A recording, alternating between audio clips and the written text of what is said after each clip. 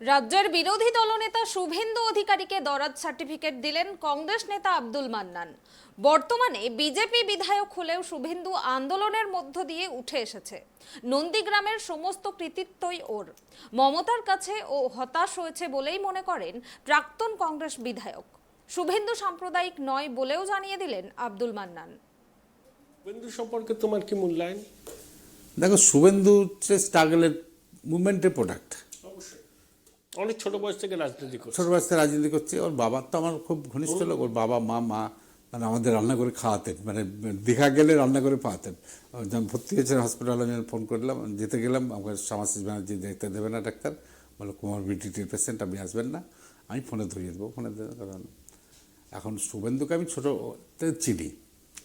ও একটা মুভমেন্ট করেছে, ছাত্র রাজনীতি করেছে, ছাত্র পরিষদের মধ্যে থেকেছে, লড়াই করেছে, সিপিএমের সঙ্গে লড়াইটা করেছে বেশি। কিন্তু পরবর্তী ক্ষেত্রে ওরা ভেবেছিল মমতা বোধহয় আরও অ্যাগ্রেসিভভাবে সিপিএম বিরুদ্ধে লড়াই করবে, এবং ওরা একটা নতুন রাস্তা দেখেছিল।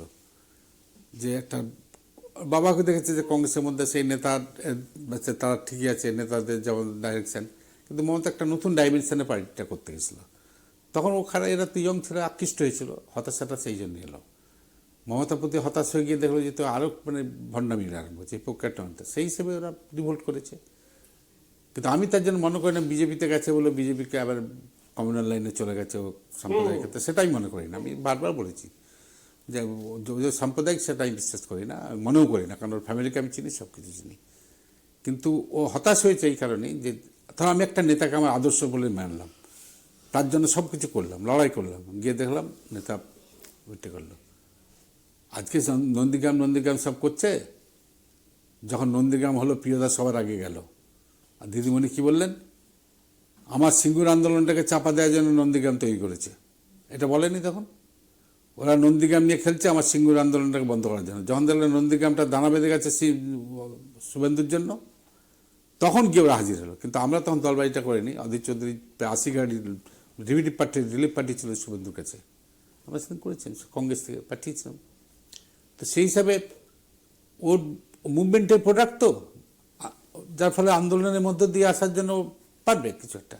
তবে পরিস্থিতি সব কিছু হয় না, অনেকে তো অনেক বড় বড় রাজনীতিবিদও আস্তে আস্তে রাজনীতিতে ছেড়ে ভবিষ্যৎ বলবে। হ্যাঁ, তবে ওর একটা কি বলবো, যে ও কিন্তু মমতার কাছে হতাশ হয়েছে। ও মমতাকে ভেবেছিল আমার আইডিয়াল, আমার আদর্শ হবে মমতা, তাকে দেখি আমি করব। কিন্তু দেখালো যে তো একটা পুজো, একটা মানে ভণ্ড ছাড়া কিছু নেই, ভণ্ডামি ছাড়া কিছুই নাই। আর একটা ইয়ং ছেলে সে কী করে বুঝবে আজকে যে একটা শিশুর ওজন 1500 কেজি, বলে যাচ্ছে মেনে নিতে হবে, গান্ধীজির সঙ্গে অনুষ্ঠান ভাঙিয়েছে বলতে হবে, মেনে নিতে হবে, এইসব যে কথাগুলো বলে সেগুলো বলতে পারবে? হ্যাঁ, এই কবিতা লিখছে, এই কবিতার বইগুলো হয়েছে। তো এইগুলো দেখার পর একটা নেতার যখন একটা কর্মীর যখন আর একটা নেতার প্রতি অশ্রদ্ধা এসে যায়, যাকে সে শ্রদ্ধা করতো, যাকে তার আইকন মনে করতো, স্বাভাবিক কারণে সে থেকে তার নিজেকে তখন সরিয়ে নেয়, সেটাই হয়েছে।